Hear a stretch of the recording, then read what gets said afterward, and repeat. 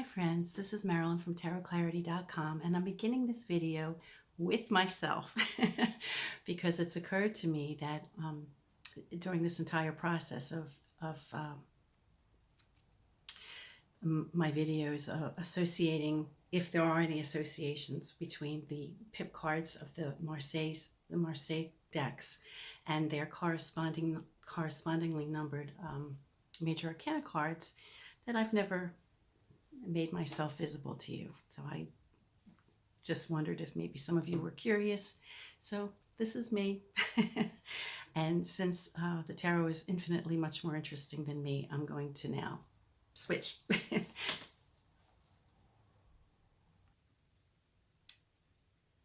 Okay, so now that the attention is back where it belongs, on the cards and not me, this is the sixes. I've chosen different decks than I've chosen for previous decks, previous videos. For this particular video, I have representation of the Visconti Sforza, as conceived by Mary Packard. It's not necessarily my favorite of the Visconti Sforza decks, but they are large size, so you can see them clearly. And I do have them in chronological order and not necessarily grouped by country. Obviously, the Visconti Sforzas came out of Italy. Next, we have the Tarot of Paris, which predates the Tarot of Marseille. And it's out of Paris rather than Marseille also. Then we have the Pierre Madenié, which many consider to be the first the first of the type of Marseille decks of a certain style, TDM2. I'm not getting into that right now. I've chosen it because when we get to the Lover's card, it'll be a little bit more elegant than some of the other Marseille style facial features would be.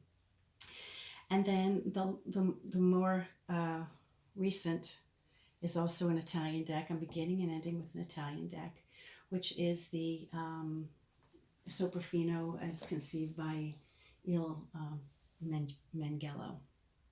I think it's interesting to note that the style of swords, before I get into talking about the number 6 and all, but just comparing the cards in general, that we have a familiarity between the earliest tarot decks, which is the Visconti Sforza, with, say, for example, the 6 coins, which is very similar to a Parisian deck that predates the Marseille with the 6 coins like this, right? And then we have the Marseille, where we have the coins matched up 4 and 2. And then by the time we get to the latest deck that I've chosen to represent the 6s, the Soprafino by Meneghello, or by actually Gutenberg, but from 1835, you see that the Italian deck mimics the Marseille. Now, I don't know if at some point the Italian deck the Italians did pick up this pattern, I don't know, but at least represented by these cards. The Marseille deck pretty much takes on that patterning. Then we have the batons, which vary, The earliest batons really do look like wands, scepters maybe, double-ended scepters. In the early Visconti. Then we have the Tarot out of Paris, which really, you can see it's Mamluk origins, the clubs, literally. And then we have the familiar Marseille, 6 of batons, and then the Italian, which hasn't changed much from its original inception. We have the cups, and the cups all seem to follow the same organization no matter what era or country.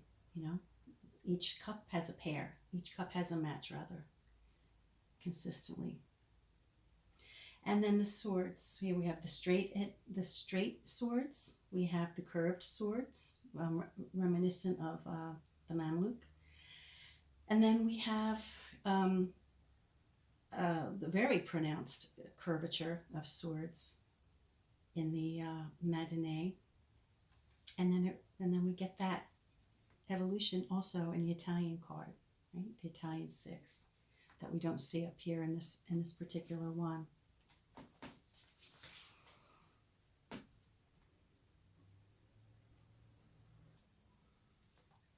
So let's talk about the number 6 a little bit.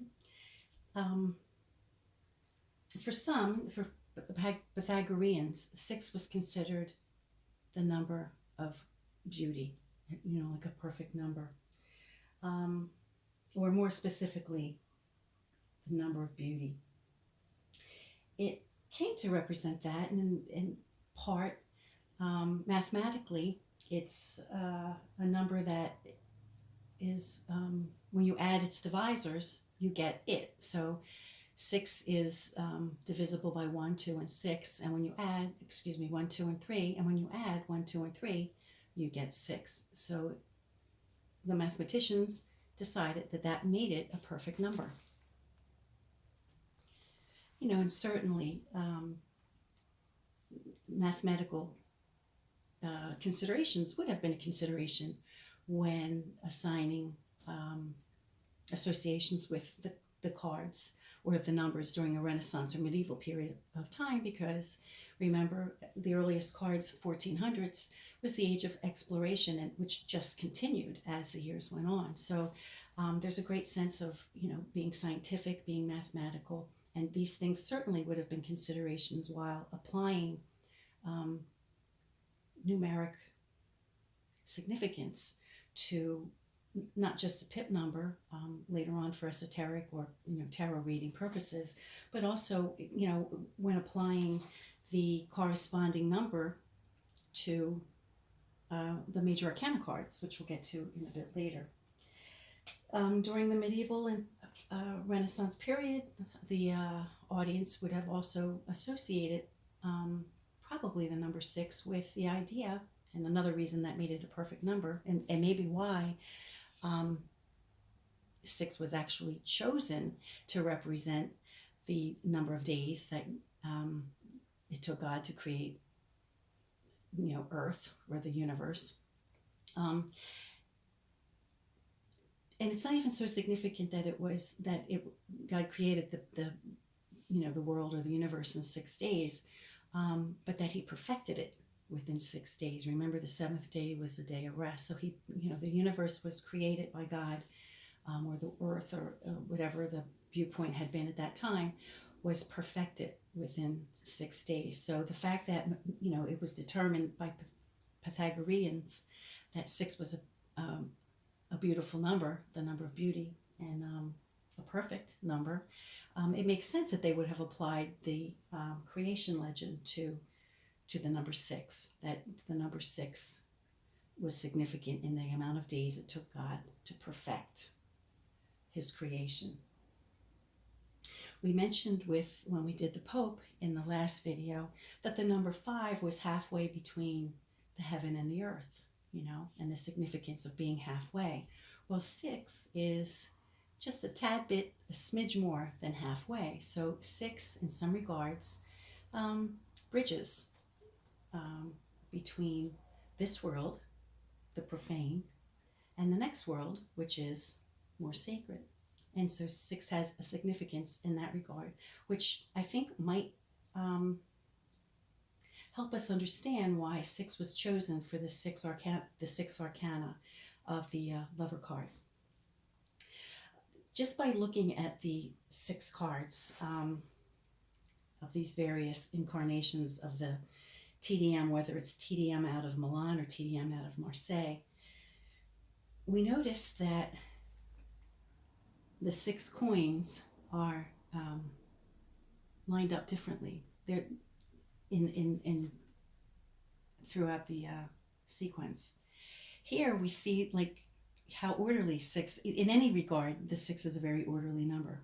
In the 6 coins, in this manifestation of design, it's like we have someone ahead, a leader, someone from behind, who's making sure that the masses are, moving smoothly. So there's organization to this to this pattern, almost like when you go on a school trip and there's a teacher in the front and there's a teacher or a chaperone in the back and the kids are in the middle. There's somebody in the front and there's somebody in the back to control the group. And 6 is the beginning of a crowd, isn't it? 6 is the beginning of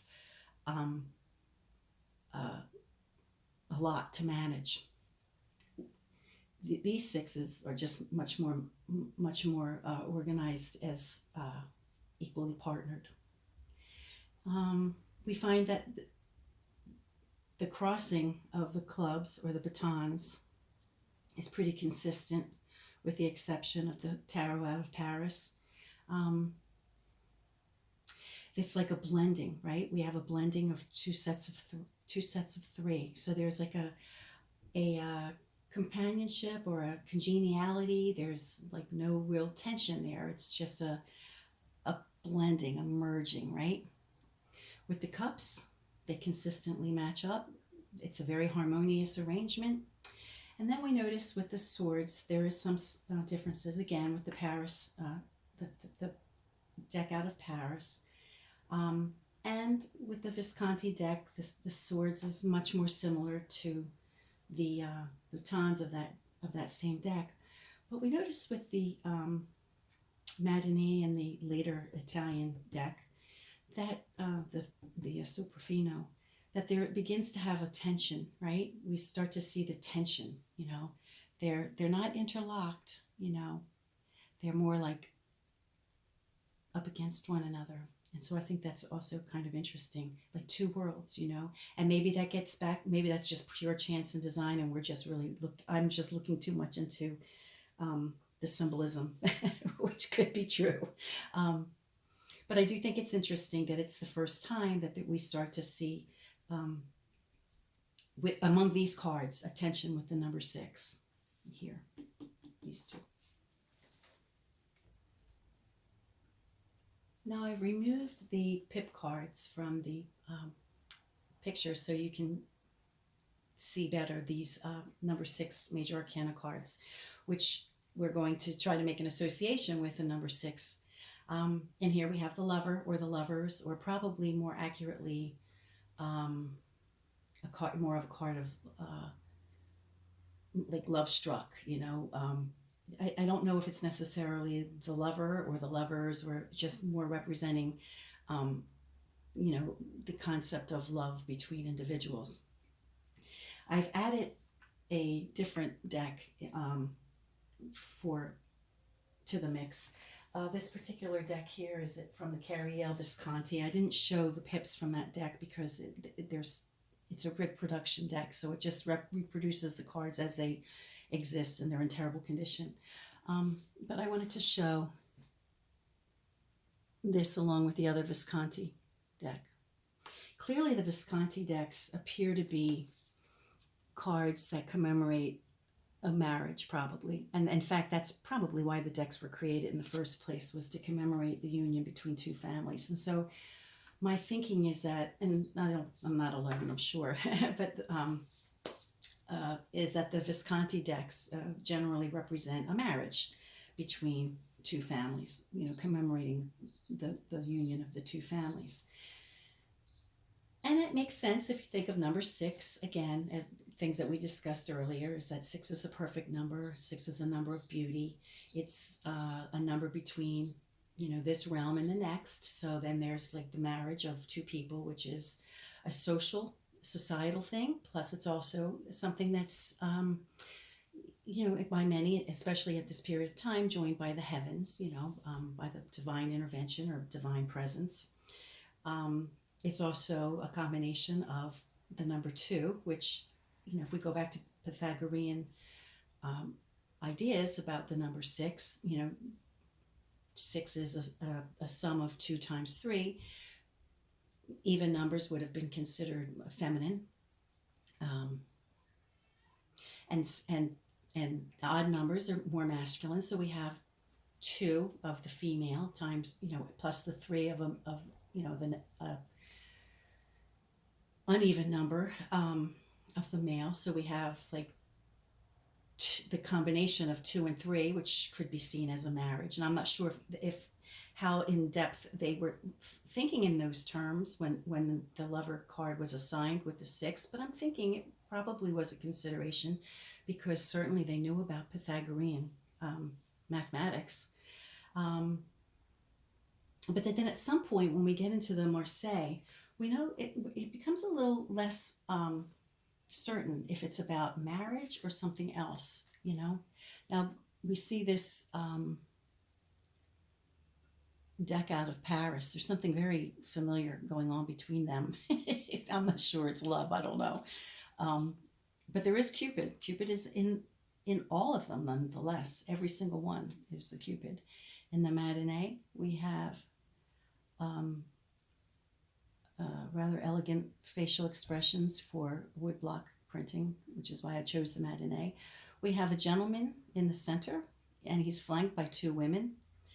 They appear to be 2 women, or the chap on the far left could be a man in, you know, a celebrant's gown, and we just aren't, you know, identifying him as a male.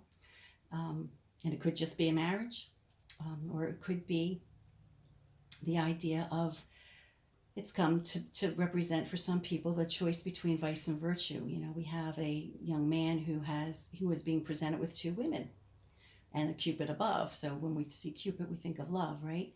So it could be that he's being presented between vice and virtue. Again, 6 being a number that's one above the mundane, one number above the profane, you know, and entering into the realm of the sacred.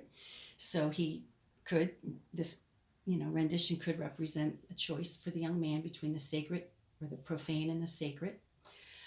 It could be a young, you know, representative of a young man who's moving on from the nest of the comfort of his mother, who, you know, up until that point would have been the most significant woman in his life, to move on with his life, and to pick a woman of his own.